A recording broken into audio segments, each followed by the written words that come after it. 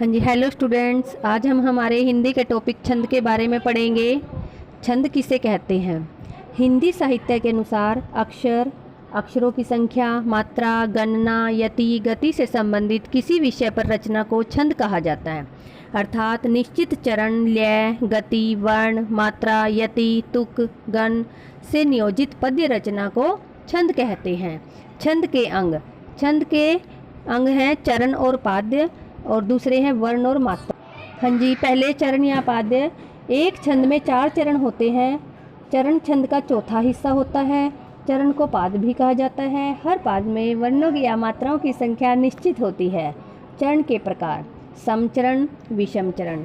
समचरण में देखिए, दूसरे और चौथे चरण को समचरण कहते हैं। विषम चरण, पहले और तीसरे चरण को विषम चरण कहा जाता है।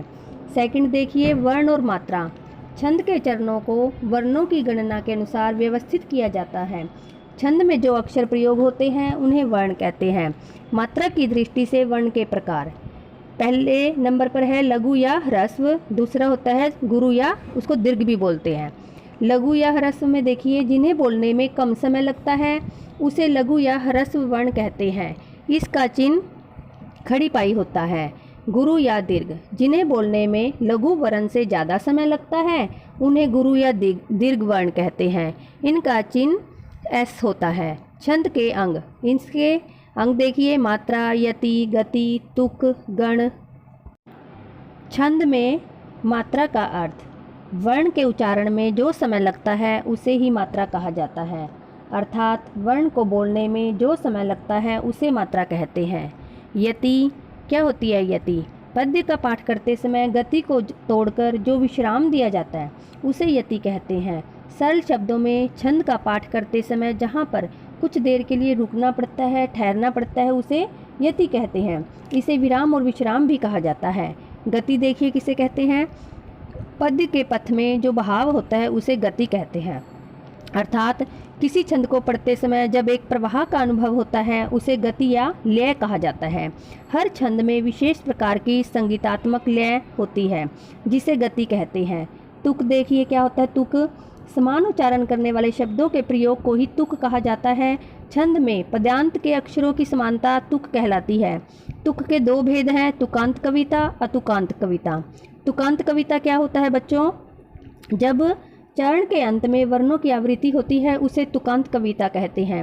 अतुकांत कविता देखिए, जब चरण के अंत में वर्णों की आवृत्ति नहीं होती उसे अतुकांत कविता कहते हैं। नई कविता अतुकांत होती है। गण देखिए, मात्राओं और वर्णों की संख्या और क्रम की सुविधा के लिए 3 वर्णों के समूह को गण मान लिया जाता है। वर्णिक छंद की गणना गण के क्रमानुसार की जाती है। 3 वर्णों का एक गण होता है। गणों की संख्या 8 होती है। गणों की संख्या 8 देखिए कौन कौन से: यगन, मगन, तगन, रगन, जगन, भगन, नगन और सगन। छंद के प्रकार देखिए: मात्रिक छंद, वर्णिक छंद, वर्णिक वृत्त छंद और मुक्त छंद। सबसे पहले हम मात्रिक छंद के बारे में पढ़ेंगे। मात्रिक छंद मात्रा की गणना के आधार पर की गई पद्य की रचना को मात्रिक छंद कहते हैं। अर्थात जिन छंदों की रचना मात्राओं की गणना के आधार पर की जाती है उन्हें मात्रिक छंद कहते हैं।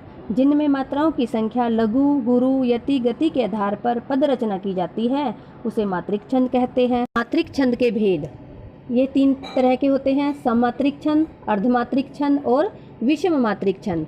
सबसे पहले सममात्रिक छंद देखिए, जहाँ पर छंद में सभी चरण समान होते हैं उसे सममात्रिक छंद कहते हैं। जैसे मुझे नहीं ज्ञात कि मैं कहाँ हूँ, प्रभो यहाँ हूँ अथवा वहाँ हूँ।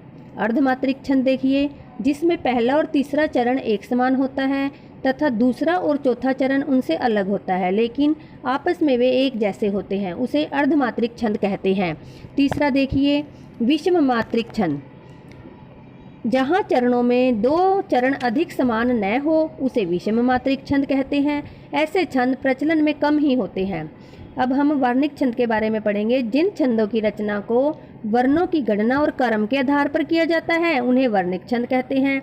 वृत्तों की तरह इनमें गुरु और लघु का क्रम निश्चित नहीं होता है, बस वर्ण संख्या निश्चित होती है। ये वर्णों की गणना पर आधारित होते हैं।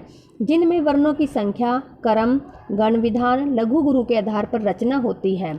अब हम मुक्त छंद के बारे में पढ़ेंगे। मुक्त छंद को आधुनिक युग की देन माना जाता है। जिन छंदों में वर्णों और मात्राओं का बंधन नहीं होता उन्हें मुक्तक छंद कहते हैं। अर्थात हिंदी में स्वतंत्र रूप से आजकल लिखे जाने वाले छंद मुक्त छंद होते हैं। चरणों की अनियमित, असमान, स्वच्छंद गति और भाव के अनुकूल यति विधान ही मुक्त छंद की विशेषता है। इसे रबर या केचुआ छंद भी कहते हैं। इसमें न वर्णों की और न ही मात्राओं की गिनती होती है। उदाहरण देखिए, वह आता दो टुक कलेजे के करता पछताता, पथ पर आता पेट पीठ दोनों मिलकर है एक, चल रहा लकुटिया टेक, मुट्ठी बरदाने को भूख मिटाने को, मुंह फटी पुरानी झोली का फैलता, दो टुक कलेजे के करता पछताता पथ पर आता। प्रमुख मात्रिक छंद: दोहा छंद, सोरठा छंद, रोला छंद, गीतिका छंद, हरिगीतिका छंद, चौपाई छंद और कुंडलिया छंद। ये 7 प्रकार के मात्रिक छंद हैं। सबसे पहले हम दोहा छंद के बारे में पढ़ेंगे। यह अर्ध सम मात्रिक छंद होता है। ये सोरठा छंद के विपरीत होता है। इसमें पहले और तीसरे चरण में 13-13, दूसरे और चौथे चरण में 11-11 मात्राएं होती हैं। इसमें चरण के अंत में लघु होना जरूरी होता है। उदाहरण देखिए, बड़ा हुआ तो क्या हुआ, जैसे पेड़ खजूर, पंछी को छाया नहीं, फल लागे अति दूर। सोरठा छंद देखिए, यह अर्ध सममात्रिक छंद होता है। यह दोहा छंद के विपरीत होता है। इसमें पहले और तीसरे चरण में 11-11 हैं तथा दूसरे और चौथे चरण में 13-13 मात्राएं होती हैं। यह दोहा का उल्टा होता है। विषम चरणों के अंत में एक गुरु और एक लघु मात्रा का होना जरूरी होता है। तुक प्रथम और तृतीय चरणों में होता है। उदाहरण देखिए, तुलसी सुर विहारी, कृष्ण भट्ट भारवी मुखा, भाषा कविताकारी, कव्य कस्य न संभता। तीसरा देखिए, रोला छंद। यह क्या होता है? यह एक मात्रिक छंद होता है। इसमें 4 चरण होते हैं। प्रत्येक चरण में 11 और 13 से क्रम से 24 मात्राएं होती हैं। इसे अंत में 2 गुरु और 2 लघु वर्ण होते हैं। उदाहरण देखिए, सूर्य चंद्र युग मुकुट मेखला रत्नाकर है। अब चौथा देखिए, गीतिका छंद। यह मात्रिक छंद होता है। इसके 4 चरण होते हैं। हर चरण में 14 और 12 के क्रम से 26 मात्राएं होती हैं। अंत में लघु और गुरु होता है। उदाहरण देखिए, हे प्रभु आनंद दाता ज्ञान हमको दीजिए, शीघ्र सारे दुर्गुणों से दूर हमको कीजिए, लीजिए हमको चरण में हम सदाचारी बने, ब्रह्मचारी धर्म रक्षक वीर व्रतधारी बने। 5वां देखिए, हरिगीतिका छंद। यह मात्रिक छंद होता है। इसमें 4 चरण होते हैं। इसमें हर चरण में 16 और 12 से क्रम से 28 मात्राएं होती हैं। इसके अंत में लघु गुरु का प्रयोग अधिक प्रसिद्ध है। देखिए उदाहरण, श्री रामचंद्र कृपालु भजमन हरण भव भय दारुणम, नवकंज लोचन कंज मुख कर कंज पद कंजारुणम, कंद्रप अगणित अमित छवि नव नील नीरज सुंदरम, पटपीत मानहु तड़ित रुचि सूचि नोमी जनक सुतावरम। चौपाई छंद के बारे में पढ़ेंगे अब हम आगे। हाँ जी, हमारा छठा देखिए, चौपाई छंद। यह एक मात्रिक छंद होता है। इसमें 4 चरण होते हैं। इसके हर चरण में 16 मात्राएं होती हैं। चरण के अंत में गुरु या लघु नहीं होता, लेकिन 2 गुरु और 2 लघु हो सकते हैं। अंत में गुरु वर्ण होने से छंद में रोचकता आ जाती है। उदाहरण देखिए, सूरज फिर से है मुस्कुराया, कोयलिया ने गान सुनाया, आम नीम जामुन बोराए, भंवरे रस पीने को आए, भुवन भास्कर बहुत दुलारा, मुखमंडल है प्यारा प्यारा। अब हम कुंडलिया छंद देखिए। कुंडलिया विषम मात्रिक छंद होता है। इसमें 6 चरण होते हैं। शुरू के 2 चरण दोहा और बाद के 4 चरण उलाला छंद के होते हैं। इस तरह हर चरण में 24 मात्राएं होती हैं। बोता खुद ही आदमी, सुखिया दुख के बीज, मान और अपमान का लटकाता ताबीज। अब हम प्रमुख वार्णिक छंद देखेंगे कि कौन से हैं। सवैया छंद और कवित छंद। सवैया छंद देखिए क्या होता है। इसके हर चरण में 22 से 26 वर्ण होते हैं। इसमें 1 से अधिक छंद होते हैं। ये अनेक प्रकार के होते हैं और इनके नाम भी अलग अलग प्रकार के होते हैं। सवैया में एक ही वर्णिक गण को बार बार आना चाहिए। इनका निर्वाह नहीं होता है।